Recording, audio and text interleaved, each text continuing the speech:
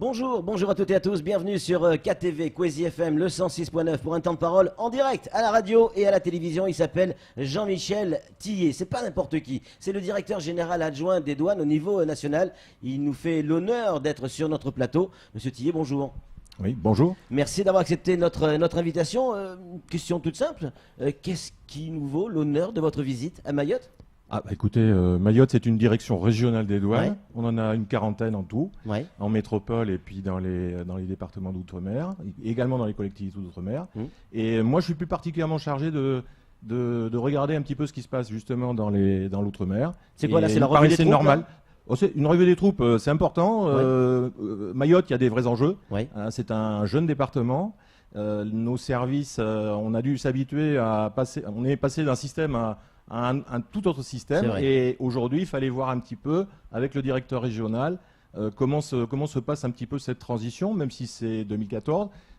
C'était des changements qui étaient vraiment importants. Donc il fallait qu'on puisse se rendre compte sur place un petit peu de la façon dont ça se passe. Et ma foi, je suis assez satisfait de la façon dont ça se déroule. Si ce n'était pas le cas, vous ne viendrez pas le dire ici, j'imagine. Exactement. Hein, ça se ferait en interne. Exactement. La douane à Mayotte, c'est quoi ? Alors, la douane à Mayotte, c'est un peu moins d'une centaine d'agents. On Ouais. a un petit peu augmenté les effectifs d'ailleurs il y a quelques années. Chaque année, on fait le point avec le directeur régional pour regarder un petit peu les besoins. C'est de plus en plus de moyens aussi qu'on donne à nos troupes.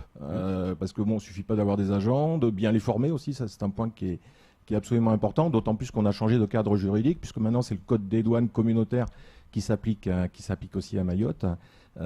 Pour une partie en tout cas de ces dispositions. Donc il faut les former. Et puis il y a des enjeux en matière de lutte contre la fraude. Il y a des trafics de cigarettes. On participe à la lutte contre l'immigration clandestine. Et pour ça, faut donner des moyens. Donc il y a un certain nombre de moyens qui vont arriver d'ailleurs en début d'année. Un maître chien qui va arriver, j'ai vu le chien pas plus tard qu'hier, un chiot encore. Il va aller se former, à La Rochelle et il sera opérationnel, je pense, vers le mois d'avril. Et puis les travaux commencent, je crois, c'est la semaine prochaine. Il y a un appareil à rayon X qui va être installé à l'aéroport. Et ça c'est quelque chose, c'est une aide absolument importante pour les services. Ça veut dire que les bagages, systématiquement, ils vont passer au rayon Pas X. systématiquement, parce que le travail du douanier, c'est toujours un travail de ciblage. C'est-à-dire que on n'a pas le temps, et puis c'est pas utile de passer tous les bagages aux chiens, de les montrer aux chiens ou de les passer dans un RX. On fait toujours un travail de sélection. C'est le principe du travail du douanier, c'est faire une sélection sur les voyageurs, faire une sélection sur des conteneurs, sur des colis qui arrivent dans un avion. Et comment c'est ça le nez du douanier, moi je veux bien, ok, c'est... Le flair. Ouais, moi je dis le nez. Il n'y a pas de flair sans nez. Non, plaisanterie à part. Ok, je veux bien, mais comment vous savez que c'est celui-là ? C'est souvent de la dénonciation, non ? Non, on le sait. Il n'y a pas que le flair. Non, on le sait pas. Non, mais le flair, c'est une façon un peu commune de désigner un savoir-faire. Ouais. Un savoir-faire. Alors, dans le savoir-faire, il peut y avoir du renseignement, ça arrive. C'est quand même pas la règle générale. Ouais. Le savoir que dans tel bagage ou dans tel, il va y avoir quelque chose, ça peut, on le sait de temps en temps, mais c'est pas la règle générale. C'est quoi ? C'est sur le comportement du gars ? Après, c'est le comportement, c'est les documents qui accompagnent un conteneur ou la façon dont on a acheté aussi un billet d'avion, le fait d'avoir payé en cash, enfin ainsi de suite. Il y a des petits signes et la combinaison un petit peu de ces petits signaux font que la personne, ses bagages, ils sont plus sensibles que le voyageur qui est juste derrière. Et le douanier, son premier rôle d'ailleurs, avant même de commencer le contrôle, c'est de faire cette sélection-là, enfin ce ciblage, ce qu'on appelle le ciblage, et ensuite on va concentrer nos efforts sur ces personnes ou sur des conteneurs sensibles. Alors, la douane, pour le grand public, hein, c'est l'aéroport. On descend de l'avion, on passe à la douane. C'est le port de Longoni, hein, forcément, avec les containers. À une époque, en métropole et même à Mayotte, on parlait de la volante. Elle n'existe plus ? Non, il y a des volantes partout. Ça existe encore à Mayotte ? Ça existe à Mayotte comme ça existe en métropole. Oui. La volante, c'est des brigades de surveillance, des douaniers en uniforme. Et c'est une modalité d'intervention. On intervient il y a deux types d'interventions finalement. Il y a des interventions sur des points fixes, type un port, un aéroport quand vous êtes au filtre. Ce que vous voyez pas aussi quand vous passez au filtre de l'aéroport, c'est qu'il y a peut-être dans le hall d'arrivée des douaniers qui sont en uniforme et qui regardent un petit peu comment se comportent les personnes. Voilà, donc c'est une volante aussi qui dit pas son nom. Et puis après, pour ceux qui sont sur le terrain, il y a aussi de temps en temps des contrôles à la circulation avec des endroits qui changent, c'est la volante. Donc c'est une modalité d'intervention. Le but, c'est toujours de ne pas être au même endroit aux mêmes heures. Il faut surprendre. Ouais. Alors, on l'a découvert avec votre directeur régional, c'est que la douane, c'est pas uniquement de la répression. C'est aussi de l'accompagnement avec des entreprises, pardon, pour améliorer le business, faciliter le business.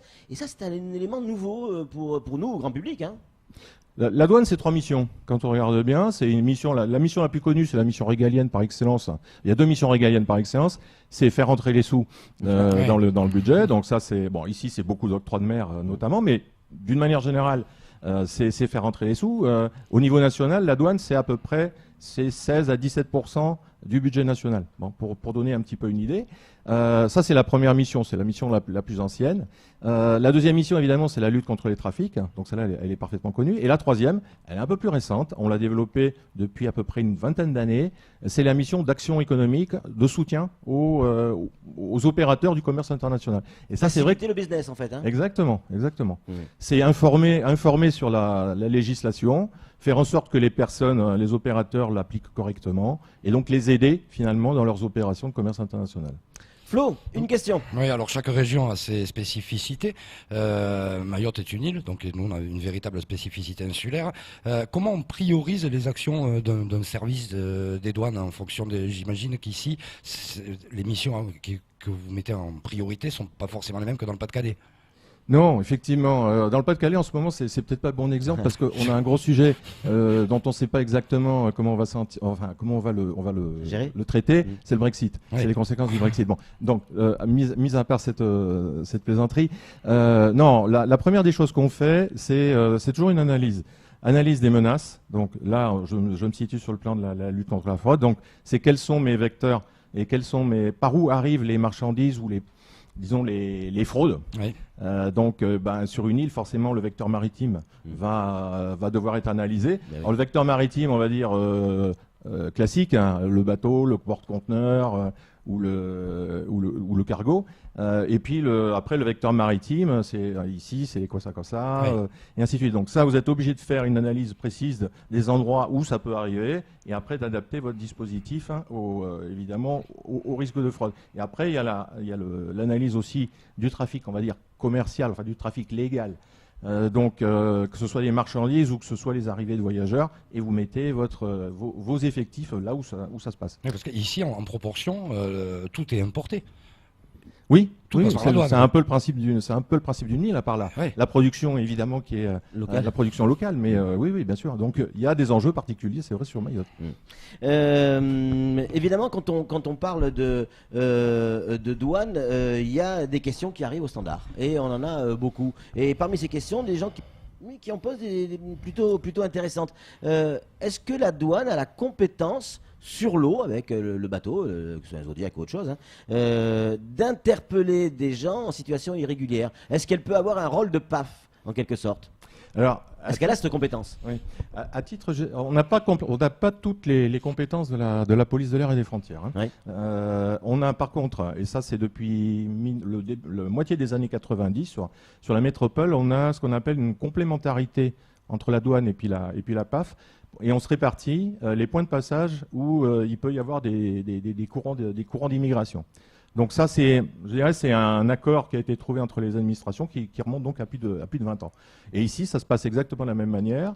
Alors nous là, donc on peut interpeller les personnes, on peut vérifier si elles sont en situation régulière ou pas. Donc ça, on a ce pouvoir qui sont dans le code. Donc le contrôle d'identité. Ah, tout à fait. Ouais. Et puis, mais par contre, mais vous pouvez interpeller si le gars est en situation irrégulière? On interpelle au sens, je retiens la personne. Par contre, je n'ai pas le pouvoir, la douane n'a pas le pouvoir en fait de mettre la personne, de lui dire de repartir. Et donc ça, c'est effectivement la police, la PAF qui s'en charge. D'accord. Par contre, vous allez pouvoir évidemment fouiller le Kwassa, le bateau de fond en comble. Ça, c'est le principe de l'action douanière. De toute façon, c'est de vérifier, de contrôler les personnes, leurs bagages et le moyen de transport. Et ça, c'est valable pour un Kwassa comme c'est valable pour un véhicule ou une personne qui arrive par l'avion, et ainsi de suite. Alors je crois que c'est la première fois que vous venez à Mayotte. Tout à fait. Vos premières impressions, là, découverte de ce 101e département, jeune et frais. Bah, écoutez, moi déjà, une population que je trouvais fort accueillante, une administration des douanes que j'ai trouvé bien dans l'évolution qu'elle avait à accomplir en changeant complètement de cadre juridique. Et puis j'ai trouvé des administrations sous l'égide du préfet qui étaient très soudées. Et ça, je pense que vu les enjeux de l'île, je pense que c'est important. Ça. Est-ce qu'il va y avoir des effectifs supplémentaires dans les mois qui viennent ou les années qui viennent? C'est à la mode, monsieur Tillet. Bah, déjà, il y a un chien. Déjà un chien. Non, mais c'est à la mode. C'est vrai que tous les services d'État réclament, je dis tous, on a vu les différentes grèves qu'il y a pu y avoir ces derniers temps, réclament plus de moyens pour pouvoir travailler. Je parle de Mayotte parce que territoire un peu spécifique. Bah, écoute, Vous avez des problèmes avec votre tabouret là. Oui. Mais restez debout si vous. Ouais, c'est bon. Je suis remonté à votre niveau. Non, mais écoutez, de toute façon, on fait un point annuel avec le directeur régional. On va pas tarder d'ailleurs à le faire. Je vous ai dit en début d'intervention que on avait procédé à un petit gonflement d'effectifs c'était il y a 2-3 ans. Ouais. Donc on revoit en fonction de l'étude que j'évoquais tout à l'heure, la menace. Il y a deux choses, hein, c'est les moyens humains, la formation aussi, les moyens humains, oui, parce que ça ne ça va suffit avec. pas de mettre des moyens humains, et puis c'est les matériels. Donc on va faire ce point-là prochainement. En tout cas, la question est ouverte. Alors, une question piège, il y en a toujours une sur Poésie. Ah, c'est vrai. Hein on vous l'a dit, attention, il y a toujours des questions pièges. C'est vrai. Non, elle n'est pas méchante. C'est une question historique. Et c'est un auditeur qui nous pose la question. Est-ce que vous pouvez nous expliquer l'origine de la douane? Comment c'est né? À l'origine, c'est vraiment une mission fiscale qui remonte avant la Révolution française. Ouais. Et c'était des fermiers généraux. Mais à ce moment-là, on avait une direction on va dire ce qui est aujourd'hui les impôts Ouais. stricto Oui, il y avait sensu, l'octroi. et puis la douane qui était un petit peu mélangée. Donc c'était l'octroi, c'était la gabelle, le droit sur le sel, et ainsi de suite. Donc on est une des administrations les plus anciennes. On a fêté notre bicentenaire là, ça fait maintenant une trentaine d'années. Donc c'est une administration qui a une culture et une histoire très ancienne. Et du coup c'est une administration, et c'est valable aussi ici, qui est très soudée. Ouais. Alors, l'histoire raconte, peut-être que c'est une légende, que à cette époque, les douaniers se payaient sur la bête. Oui, il y avait un Ça, mode. c'était avant. Hein. Non, oui, mais bien sûr. J'avais bien pris la question comme ça. Non, effectivement, c'était les fermiers généraux en fait prélevaient une partie des impôts, disons, et c'était leur salaire. C'était leur salaire. Et on a conservé d'ailleurs ce système-là d'une façon très amoindrie pendant plusieurs dizaines d'années. Indirectement, c'est toujours pareil, puisque Maintenant c'est fini. Non, mais vous faites rentrer de l'argent dans les caisses de l'État et l'État vous rémunère. Oui, Au final. comme tout fonctionnaire. Voilà. Voilà. Sauf que vous choisissez plus le montant. Exactement. C'est ça. Est-ce que vous avez une idée des chiffres à Mayotte concernant les différentes saisies Est-ce que, quand je dis des chiffres, c'est pas pour essayer de connaître les chiffres, mais c'est surtout pour avoir une idée par rapport aux spécificités. Est-ce que, par exemple, à Mayotte, il y a plus de trafic de cigarettes qu'ailleurs, que dans d'autres départements, ou qu'est-ce qui génère le plus d'infractions en fait sur le plan douanier? Non, les trois marchandises qui nous intéressent de manière prioritaire au niveau national, et après je vais revenir sur Mayotte, c'est stupéfiants, contrefaçon et tabac. Bon, ici, vous êtes plutôt concerné par les contrefaçons un peu, et il y en a de manière régulière, et le tabac. Et le tabac avec une hausse cette année, ça par contre je vous le dis, une hausse cette année assez sensible, ça a un quasi-doublement alors que l'année n'est pas terminée, des saisies de tabac. Et le tabac, on en trouve aussi. Et il vient d'où? Du Comores, j'imagine? Oh, ça vient un petit peu partout. C'est pas du tabac qui est vendu. C'est pas du tabac qui est vendu, on va dire, dans les circuits classiques ici. Essentiellement Comores, effectivement. Et ça peut arriver par tous les moyens, que ce soit des Kwassa, de plus en plus, mélangé avec des personnes en situation irrégulière. Mais ça peut être aussi dans des conteneurs, ça peut être sur des voyageurs aussi.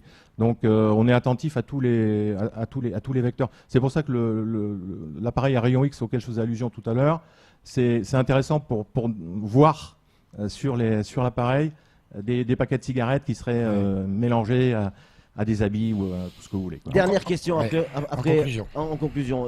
C'est une question encore d'un auditeur. Dites-nous tout. Quand on passe la douane à l'aéroport, on a droit à combien de cartouches? C'est une ou c'est deux? C'est une seule. 200 Une seule cigarettes. Une seule. C'est 200 cigarettes. Oui. Non, parce que ceux qui nous vendent les cartouches, non, vous pouvez prendre deux Non, cartouches. non, mais les vendeurs, ils ont tout intérêt à vous demander d'en acheter Et plus. si jamais on en a deux, qu'est-ce qu'on risque? Ça va, on va pas. Ah ben, vous allez vous faire taxer. C'est obligé. Et avec certainement une amende à la clé. Voilà. Ok. Ouais. Ah, vous êtes comme ça, vous.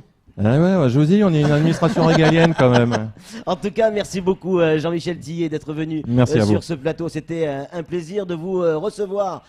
C'est tout pour ce temps de parole. Tout de suite, la suite de nos programmes.